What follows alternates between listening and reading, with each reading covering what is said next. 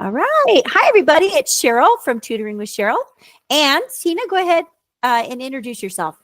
Hey, good morning, everybody. Thanks for coming back again. We've got some amazing information for you today because everybody has somebody they know where their child does not like to read. Maybe they didn't like to read when they were a child. So it affects everybody. So I can't wait to dive into this one. I'm Tina McMillan with Atypical Tutors, and I tutor kiddos with autism, ADHD, dyslexia, and other learning delays. And sorry, that's me. Yeah. And so as we are both supporting struggling readers, whether they're your typical reader or your non-typical student, whatever, however you want to call it, we're both dealing with this struggle of kids who really don't enjoy reading. And even if they don't hate it, they might not like it, they might not enjoy it, or you might think it's maybe harder for them, or maybe it's really easy, but they even aren't maybe comprehending what they're reading. Like me, I've worked with students who can read a lot, but don't understand a word that they've read. So this is really kind of a hot topic right now because, and we're gonna dive into it. We're gonna dive into in a moment the America's report card that was just published. But before we get there, we want to talk about why kids don't like to read. Tina, you want to take over right here? For sure. Yeah, definitely. Why don't they like to read? Well, lots of different reasons. We've got a bunch here. So maybe they don't understand, like you said, what they're reading, or don't recognize the letters and how letters form together to make a word. Maybe they haven't made that connection yet. So that's a huge thing for them to figure out too. Maybe they haven't been exposed to many books. You know, we're all on our devices. You can read on your devices, which, you know, is a thing too. But we don't have that tangible thing as much as we used to when we were kids growing up, where you hold the book. And I just love books. I love the smell of the new book, turning the pages, doing the dog ear thing, all that stuff. But that's my generation. So yeah, their exposure, maybe they weren't, exposed to books as much as they used to be. And libraries, I'm pretty sure libraries are getting smaller and smaller in schools. I'm pretty sure. And then, yeah, limited access and limited experience to what they're actually reading. And maybe they're not reading about stuff they enjoy. That's how you get them first. You got to get them into something they want to learn more about or to find interesting. That's how you hook them in first. And then you can bring in the stuff that's not so interesting. You know what I mean? Yeah. You can always make things interesting. Yeah, and it kind of makes me think back to one of our previous episodes that we can link about unplugging our kids, because when our kids are on their tablets or they're on their phones or they're seeing you on your tablet or your phone or they're watching a lot of TV time, all those things are great in, moderation. Everything's great in moderation, but they really do have to be exposed to you modeling how to read. And if you're even if you're a struggling reader, you should still model that to your student or to your child so that they can see, well, this is hard for me, but I'm going to keep going. I'm going to keep trying. And when we talk about limiting exposure to books and things, you mentioned libraries. Most people have a public library somewhere close by. And I think we've mentioned this in prior recordings. If not with you, I know I've mentioned it elsewhere. A lot of the larger towns will have those little pop-up libraries on their block, or, the city blocks will have them where you can go and get books for free, or you can go, to Goodwill or a thrift store and pick up a secondhand book. So please, please, please really get your kids interested in books. And then that limited vocabulary. When we think about talking to our children, and I actually heard this from Anita Archer, and we will try to remember to share her book at the end. And if we don't, we'll put it in the comments. But she has a book called Explicit Instruction. And one of her things is to use the highest vocabulary that you know. And then if your child doesn't understand the vocabulary that you're using, then you dial it back, because we don't want to speak in the lowest vocabulary. We want to provide as many exposures to as many different types of words as we can. And that starts young. Right. And in some studies I've seen that they say to expose your child to maybe 2 grades above what they're reading, in terms of them, if you're reading to them, so they're exposed to that vocabulary. So there's they can sort of recognize if they've heard it before. They may not recognize to see it or to spell it, but they've heard it before, and then they'll understand the context of that as well. And it all happens so fast, they're not even aware of it. Yes. And so then we get to the to our struggle or our understanding that there could be an underlying issue. Okay. And there's a lot of underlying issues. I'm not an expert on all of them. I have had, my hands in all of them, but I'm not the expert in all of them. But your child could be suffering from dyslexia, dysgraphia. They might have ADHD, an auditory processing disorder. That's where what they're hearing, it just doesn't make sense in their minds.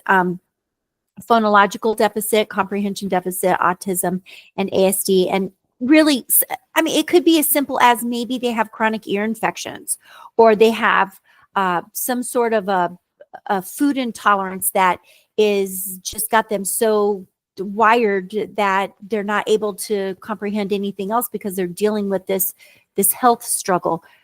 Maybe they just need a pair of glasses, or maybe they need hearing aids.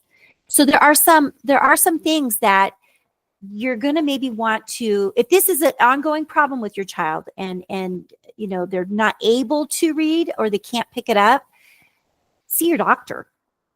They're trained in that, and they can help you find another expert who can do further testing to figure out if there's that underlying disorder. And you work with a lot of these kids, and you can speak to the impact on that. Oh, absolutely. Just to piggyback on what you just said too, like I would say just checking the boxes. I've talked to many parents, and to figure out maybe what the issue is. So maybe have their vision tested. So if it's fine, check, done. Have their hearing tested. If it's fine, check, done. Okay, don't have to worry about those. I just wanted to talk about dysgraphia. Is kind of more a disorder or an issue where the child has a hard time holding a pencil, and their fine motor skills aren't quite developed. So that makes a huge difference too. If they can't write the letter themselves, and that can be quite a struggle too, to work on that. That takes a lot of time and practice to develop that muscle memory as well. Absolutely. Yeah. That's why playing with Legos or little things at home, we might worry about our kids putting them in their mouth, but if you're watching them and they're with you, those fine motor skills and even the gross motor skills of hopping, skipping, jumping, crawling, spinning, all those things play into that brain development. Right. And so when we're keeping our kids inside because we're worried about, the weather or whatever, it's okay if they go outside and they get a little cold. You can monitor that. Let them go outside and play in the snow. Have that sandbox. Let them go out there and make a mess. Bring the mess inside if you don't want them to be outside. But they have to have those experiences in order to become a good reader. It's really endless. I don't think that in this recording we can talk about all of them, but they're there for the parents too. And I know we'll have educators watching this to go in, and you can do your own deep dive on those things. And I think that you should. Yeah, hopefully we maybe opened the conversation door for people maybe who hadn't thought about it before. So if anything they can take away from our podcast is fantastic. So we're here to provide as much information from our experience as possible, because we want everyone to succeed. Yeah, and I don't, we're not going to claim that we have all the answers, but we are raising the questions to create the conversation, to provide you with the awareness that this could be going on with your child, and to encourage you to take the next step. And that next step is going to be different for every child. So you just kind of have to, keep that in mind. Okay, I'll let you take over here. All right, so here's some signs that you should not ignore, as the title says, things if they're avoiding reading. So maybe find out why. Is it just the book they don't like? Is it just they don't like to have to sit still for so long? So then in that case, you want to break it into chunks, not read so much at a time, or make it fun, or run around as they're reading, or making, hitting a drum in between after every sentence, or, putting words together with paper and making it like a puzzle. There's so many different ways you can engage them in and however they like to get that information. They might have difficulty coding words. We're just trying to figure out, well, what is a word? It's made up of letters. Well, what is that? They have to make that connection first. And sometimes they'll, in terms of dyslexia and different other dysgraphia as well, but sometimes they will switch letters around, like B's and D's look kind of the same. They're just kind of opposite. One's, I always use the bed analogy. So B, I know if you can see it, if it's facing the right way from my screen. So you make a B and a D, you make a bed and then the B's always over here, the D's always at the foot of the bed. And I usually draw a picture, I put lines between and a pillow and a person laying on it to get that image in your head. Right. So just so you know, it was backwards on my screen. Oh, I don't know how we'll end up on the recording, but you know, sure. It's like it's okay. I mean, that's the big struggle. I mean, they don't always know. Yeah, for sure. I will let you keep going here. And then, yeah, and then they're going to guess at words they don't know because it kind of looks like something, which is actually not too bad because then they're kind of figuring it out in their head. Well, it kind of looks like this word, so maybe it's that one. So they're trying. They're each sometimes it could be totally off. Totally, they just want to get through the sentence. So then you got to stop and help them learn how to decode. So that's just like, well, they're showing you what they're struggling with. So that's something you can jump onto. It's like, hey, Kate, we need to focus on that. And then they have a lack of comprehension of what they read. Like you said before, there's a lot of kiddos too that I've worked with that are on the spectrum, let's say age 3, and they can read, but they have no clue what they're actually reading. And it's amazing how they can do that without the understanding.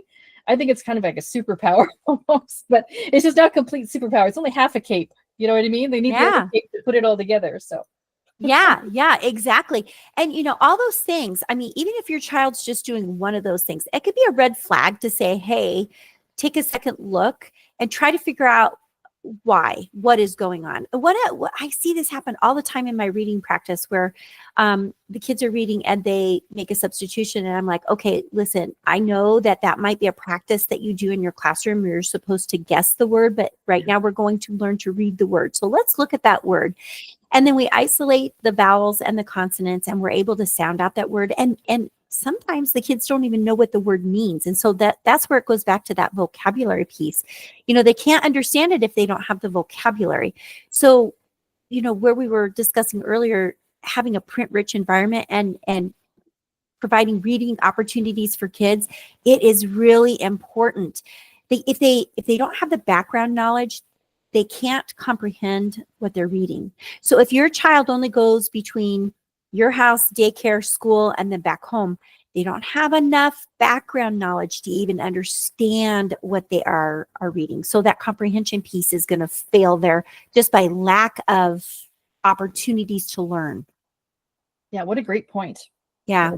So if someone tells you that your child will outgrow a reading problem, do not ignore it. Your child cannot outgrow a learning problem. They need intervention, and you need to seek help from teaching professionals. Now, I would like to say that in the course of your child's day at school, that there will be enough time to cover this problem. In all reality, I'm not saying that this is true for every school, but in my own personal past, no matter how hard I tried, I could never bridge that gap in 1 year, especially if the child was more than a year behind. Okay. And so if they were not reading already at that grade level, comprehending, knowing the vocabulary, having the fluency, having the comprehension skills, and they were at least a year behind, saying that by the end of this year, here just at school, by what we're going to do just here at school, your child's going to overcome this.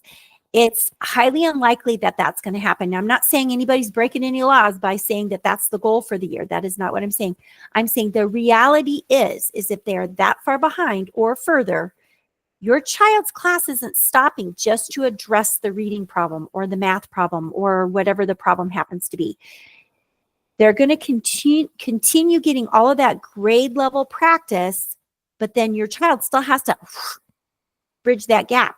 So my question to you, parents, what are you going to do? And that's why when we talk about, you know, going to parent-teacher conferences and saying, hey, what can I do? And the teacher or the other professionals are telling you, please do these things. Please do those things because it's going to take a village. It really will. And this is no fault of your child. It's just everybody's going to learn at a different rate, but we don't want you to ignore these signals. Absolutely. Yeah. Reading is a life skill. They're going to need it. Yeah. Forever. So. Yeah. So this is where we get really heavy into the text, and we're not going to read all of this to you. We'll make this available. You'll be able to find this on both of our websites at one point. But you can do a deep dive, and you can go to the National Assessment of Educational Progress, the NAEP website, and you can literally find this. Now, what I did is I just used Gemini and I did an AI search, And I basically said, provide me with an outline that has talking points that will include these things. And this is what was generated. The report's rather long, and it will cover reading and mathematics in 4th and 8th grade here in the States, because we test yearly, but these are like when we say, okay, overall, how are our kids doing? And what it has come out is that we're still declining. We're lower than we were pre-pandemic. And I think letter B was the part that that just was just my point. 31%. Okay, this is 4th grade. Approximately 31% scored at or above the proficiency. Okay, at or above, that means 70% were below. That's alarming. Okay, and roughly 40% scored below basic. Okay, so dive into it. What's basic? What's proficient? And if it's just basic, do we really want our leaders to only comprehend at a basic level when they become our leaders? So moving forward and looking at the 8th grade information, kind of echoed it. Approximately 33% scored at or above proficiency level, and a significant percent are below basic proficiency levels. So we just keep having this gap, just keeps getting bigger and bigger and bigger, and it's really alarming. And I know that you said that you did not have that data for Canada right at the, at your fingertips, but I moved on to the next slide. Great. We've got the underlying problems. Now, this was generated by AI. These are not my thoughts. This is just the information that was kind of scooped out of the nutshell. And here's what they say, that obviously it's still pandemic issues when schools shut down are still a problem. We still are having issues with socioeconomic factors. If you are working 3 jobs to put food on your table, you don't have time to maybe sit down to read that book or work on those things at home. But absenteeism is a huge issue, and getting kids to school is really important. So if your child is chronically absent, there's no way that you can take a whole day's worth of information and in sitting down 15 minutes with the teacher, fill that gap. So please get your kids to school. And if they're not wanting to go to school or can't go to school, let's find out what the problem is and solve that problem. And then it says specific issues in school. Letter A says inconsistent implementation of evidence-based practices, the science of reading, and other proven methods. So there's a challenge in implementing that. Well, the challenge is that teachers have been trained to teach in this other way. I don't even know the exact word because it's got a lot of names to it, but they're not using science of reading practices.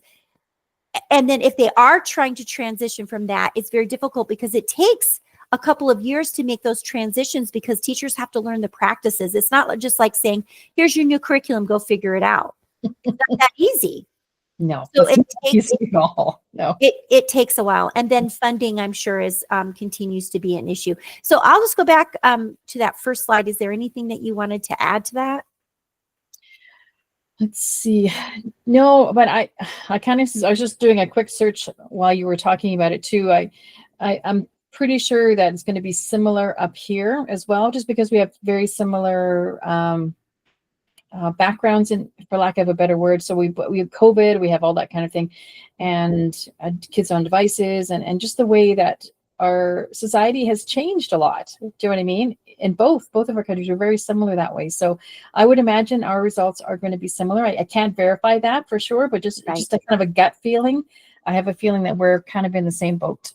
Right. And what we're really encouraging parents to do, and educators, do your own deep dive. We are just 2 voices. These are strictly opinions. They're not something that, we want you to say, well, they said, and so that's truth. I mean, this is AI generated information. You can do your own deep dive, but we are asking the question of how can we overcome that? So we can feel helpless and not know what to do. Would you like to go over some suggestions for us, Tina? Absolutely. So yeah, we don't want people to feel helpless. There's so much information out there, like even just AI from that point of view, that you can always find help. Absolutely. So start off from a reading assessment to find out where your child is. Like, what do we need to focus on? To find out the specific areas of difficulty, and you can create a plan. with yourself, with your family, with your, maybe hire a tutor, maybe somebody like us, and talk to your teacher, get some help in the school. So at least you know where to start from. If you don't know where to start, then you're just going to be floundering. So, and then create a positive atmosphere about reading. It's not going to be a punishment. You have to read 5 minutes today, whether you like it or not. You know what I mean? Well, that's not going to go over well with anybody. Nobody wants to do something that they don't want to do. So you got to make it fun somehow, at least to get it started, get the ball rolling. And then once they get into it and they start seeing results and they like, oh, I read that word. I didn't know what that was before. Now I know what it is. And oh, now I see it. And you can say, remember you learned that word today. Oh, we just read that. Oh, and I see it over there. It's on a sign. Like, oh my gosh, it's everywhere. And you didn't even see it before. It's like magic. And then it is. And I like the way you're expressing this because it just makes it sound fun just to start with. Like, I want to come and read at your house. You should see all the books I have. Oh my gosh. I dread if we ever have a fire. I'm in such big trouble because we have so much stuff that's flammable here. Oh my gosh. I'm surrounded by books, honestly. Literally, I am surrounded by books in my office. It's crazy. and that's a good thing. I love books, but that's me. Like that's, not everybody does. And I get that, but I have to, since I like it, then that for me, just like you said, it comes across. So I'm excited about it. So, hey, maybe it makes them curious as to, well, why is she excited about it? She's, she's really old. Like what the heck? And then they realize that it opens up a whole new world you didn't know existed before. And then maybe you can write. I even have a student, this is an example. He draws comics. He uses both hands. He draws with his right hand, the comic. He colors with his left hand, the comic, simultaneously. He's amazing. Incredible. And he can read and everything, but working on his comprehension. So he kind of falls into that category where he can read, but he doesn't necessarily always understand what he's reading. So that's what we really focus on is, well, what does that mean? What are they saying? What is that word? What's going on? And working on fluency and dialogue and expression and that kind of thing I think that kind of makes it more fun too. If there's dialogue and people talking and there's pictures that they can relate to, not just pictures, but have, words too, to figure out what's going on, to help them figure out the meaning of it with the pictures and that sort of thing. And it gives you things to ask questions about. It's like, oh, why is there a dog there? They didn't talk about a dog. Exactly. There, And you have that positive atmosphere and you're showing your support. And I think that's great. And then, so your enthusiasm is definitely catching. And then the last point on the page is to create that reading time and stick with it. So like, what was your reading routine at home with your kids? Because ours was typically in the evening. Yeah, we always read it. They picked whatever book they wanted at bedtime. My kids were younger when Harry Potter just came out. So we would read a chapter of Harry Potter every night. When they got a little bit older, they could understand it. And then when the movies came out, we were so excited to see the movies and stuff like that. So that was our go-to, was Harry Potter. My kids are a year and a half apart. They're pretty close. Oh, so we could read them and they both understood what was going on. So well, and the best part is that, I find this all the time. You read a book and then you watch the movie and then you can say, well, how is that the same or different? And so then you're comparing two different medias, which is a skill in itself. Yeah, and it tests your memory too. Like, I don't remember that happening. Oh, wait, is that how they saw it? I saw it differently in my head. And they can have those conversations, which are so fun. Yeah. So we don't want anybody to leave this conversation feeling helpless. Okay. So here are some suggestions. We want you to teach strategies to help your child with reading. And a great resource is Reading Rockets. You can just Google Reading Rockets. It's got great information for educators and parents on teaching reading. If intervention doesn't produce results with consistent and frequent practice within at least 2 months at school, this was my opinion, I would encourage you to request testing to see if there is an underlying diagnosis or problem there. Here's the thing.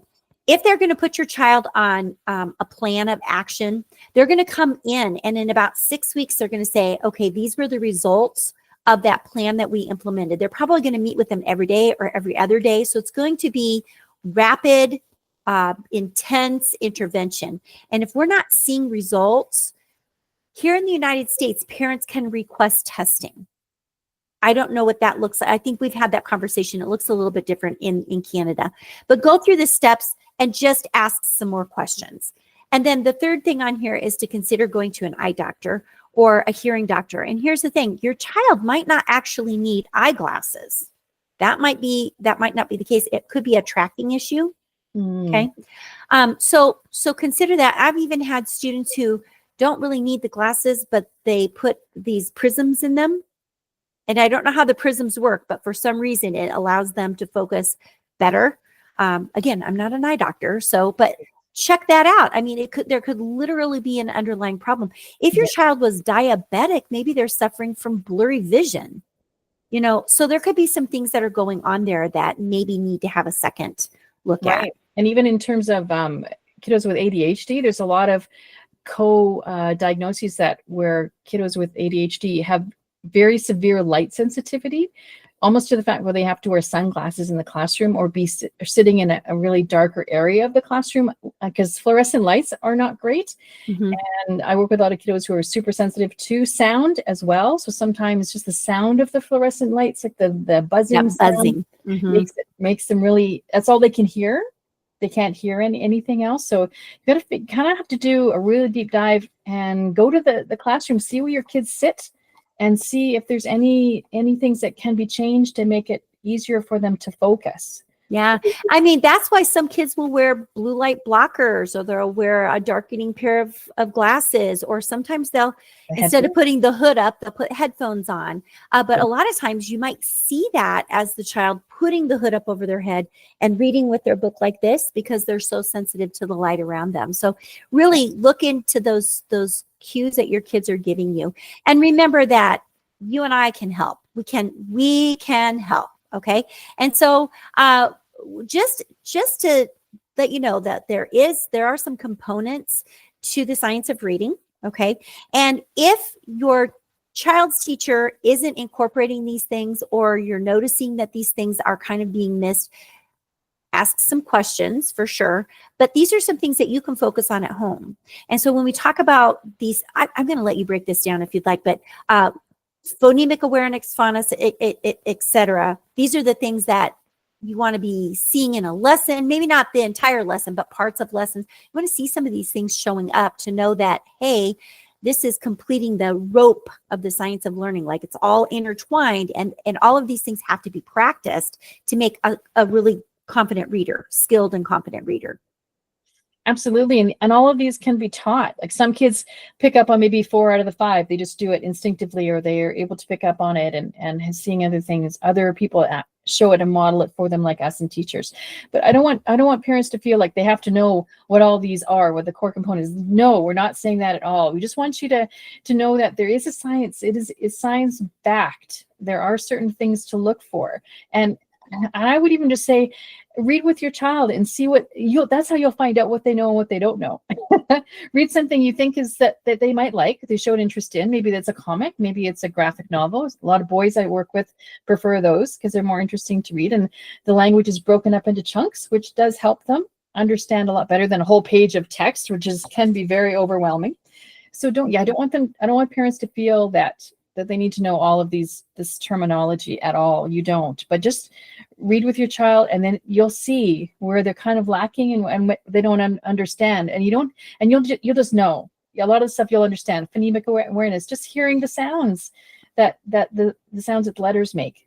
Right. And I was actually going to just box these two for a second, because when we think about phonemic awareness and phonics, I think parents go, I don't know how to teach that. But there's so many. Go to YouTube. There are so many wonderful educators out there that specifically create really, like even the shorts, the shorter videos that will show you exactly how to break words apart. So if you're struggling with it, you don't want to hire somebody to do it. I mean, you could literally learn these skills on your own. Right. Absolutely. And fluency, that's one of my favorites. So that makes it more fun if you're using expression, and fluency, it kind of goes along hand in hand with, in my view, with grammar and punctuation. So how did they end it with an exclamation mark? Oh, that's a strong emotion. Or was it a question? Oh, then did you hear their voice kind of went up a little bit at the end? Whenever you ask a question, does your voice go up? It does. How did you know that? You know what I mean? It's kind of fun. You can kind of point things out. Well, did you notice they did that? Or you did that? And you didn't even realize you did it. And then vocabulary, the more words they're exposed to, the more words they're going to understand. And I always encourage them to ask questions, or make a prediction even before you're going to read something. Well, this is the title of the story. Well, what do you think it's going to be about? Like if it's going to be about whales, and I throw in, so it's going to be about elephants that can swim. And they're like, what? What are you talking about? I just want to get a reaction out of them. You know what I mean? Because I'm showing, well, I thought it's about elephants that can swim, but obviously it's about whales. That makes more sense, doesn't it? Right? So Yeah. just giving examples, like I call it, what do I call it now? Kind of learned stupidity. I don't know what I call it. I play stupid. Yeah, well, and I think it's a great way to lighten the mood for a child, and then they kind of feel like they're becoming the teacher there and like correcting you, and then they're paying attention to what's going on. I completely agree with that. Now, there's these 3 words right here, okay, under comprehension: inferencing, summarizing, and analyzing, and those are higher level skills. So we won't dive into them, but what I'm going to say is, when I was reading the national report card, those were the 3 words that came up that students aren't able to do. So when we're talking at a basic level, they might be able to read it, but they might not be able to understand it. And that's really what we're talking about, is making sure that our kids can understand. If we want our students to be the next leaders, they have got to be able to read, write, comprehend, have good conversation, debate, do all those things, be good decision makers for us. And so it all comes down to this language development and being able to do all of these things. And it's those things build on each other. So when your child is maybe deficient in one area and maybe better in another, just focus on that one area, maybe that they really need the help in. Don't get panicky about all of it, but look for trends, look for things that, maybe they're missing. And then, I'm sorry. Yes. I just that's so great, and that's how they show the test scores, that they come in so low, is because they're reading but they're not understanding. So then if you don't understand it, how do you answer a test question on that subject if you don't really know what you just read and you don't even know what the question is asking you? Obviously you're not going to be able to answer that question correctly because you don't even know what the question is saying. I think they should do a whole semester just on that. And it is tricky because many times they think that they're just going to read it once and they're going to know the answer. And so with my kids, I teach them that we have to go back in. We'll highlight the text. Where did you find that? Where did you find that answer? And then we're not going to write down those words. We're going to form our own ideas about what that means. And we're going to, respond with our own thoughts. And so I think that's really key to also that language. But we also included it for you, okay, developmental stages that were kind of backed by the science of reading. Again, this was AI generated. So please do your own due diligence when you're looking at this and do a double check. Okay, these are just word notes that were generated for me. I'm going to let you talk about the birth to 2nd grade, and then I'll talk about the upper grade. Absolutely. Yeah, it sounds great. So these are just typical developmental stages. These are kind of what we kind of hope to see. It's definitely not going to be for all of our students because everybody learns at a different rate, a different pace. But in general, this is kind of what we're looking at by certain ages, what they should be able to achieve or accomplish or understand. So birth to early childhood, they're little sponges. Hopefully they're soaking in their environment, everything that's around them. So we're going to be mostly, talking to them. So you want them to talk back and express themselves. They're going to look at our expressions on our faces, and they're either going to be happy or they're going to be sad. If we're like this, we're like, what did you do? Why did you do that? Then they're like, oh no, hopefully they understand that something they did was not good. You know what I mean? It's going to be okay, but the person's not happy, or person's super happy. They can recognize facial expression, which is great.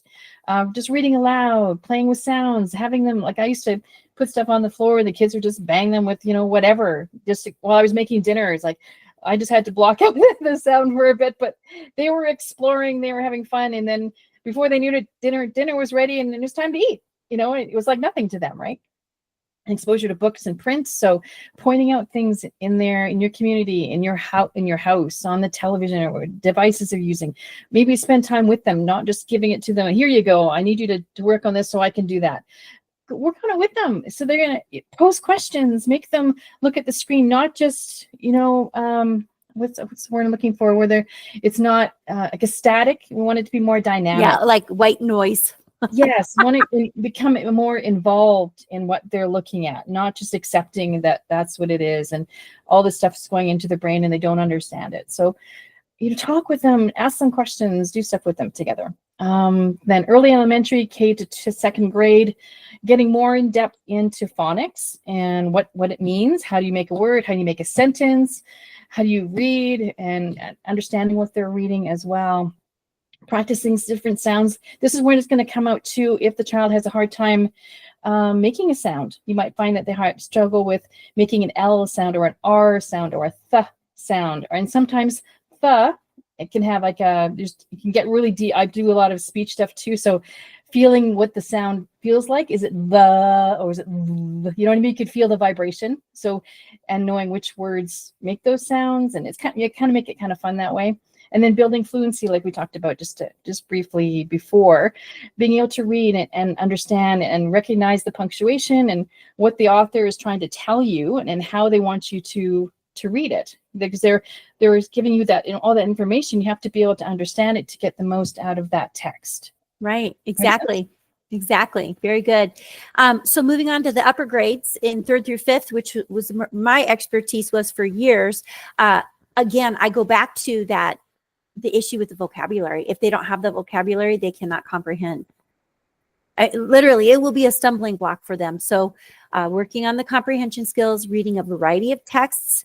I have some kids that just want to read graphic novels, and that would drive me crazy in school, because I'm like, okay, I understand that you want to read that because it brings you enjoyment, but we have to be able to read some nonfiction. We have to be able to read poetry. We have to be able to read, out of our science book, out of our social studies book. And so, just trying to get the kids out of that one little spot where they're really comfortable. So that's why, it's really important to expose your children to different types of text. Even if they don't enjoy it, it's still important to, you can still read with your child all the way through high school if you want.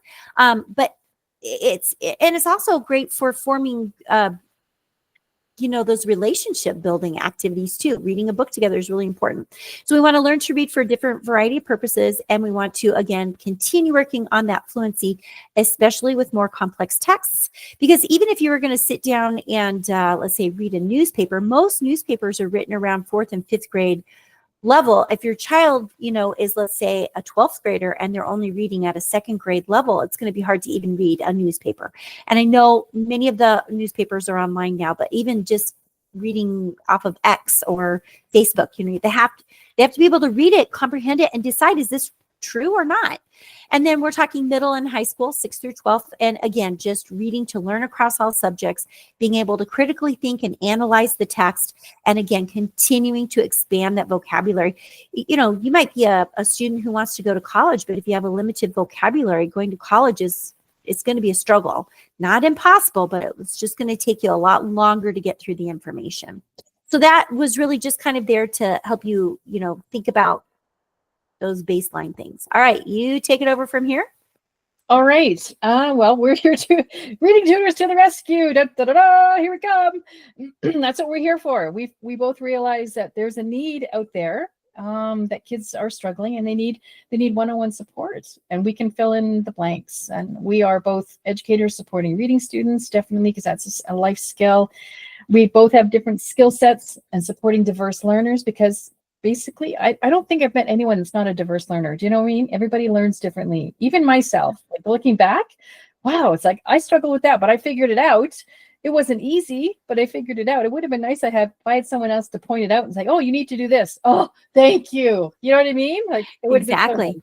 And then, yeah, we do in person and online. So we can meet them where they're at, and we can really zero in on what they need help with and get them to understand and build those strengths pretty fast, really. Yeah. And I would like to address any concerns about online tutoring, because I'm only online now. I mean, I do offer in person, but they have to drive to my farm. And once they see how far that is, they typically go online. But I am, it is just so robust as far as like what I can offer online. It's almost easier to do it online. And my kids they're growing up in a technical world, in a digital world. And they're doing, even 2nd and 3rd graders are using iPads in the classroom. And so they really can do it.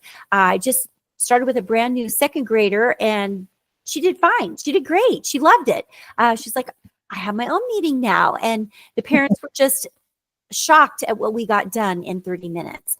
Whereas had I gone to their home and been sitting there would have been a lot of distractions. She was just narrowed in on what we were doing and very focused.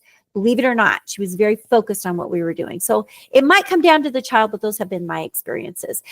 We do have some tips for things that you can do at home. You can read aloud, you can practice the phonics, you can use decodable books, build that vocabulary, encourage reading for pleasure, engage in those conversations, and make sure that you have a print-rich environment. We do have some resources here for you. These are all great. Do you have one that you really like? I like them all.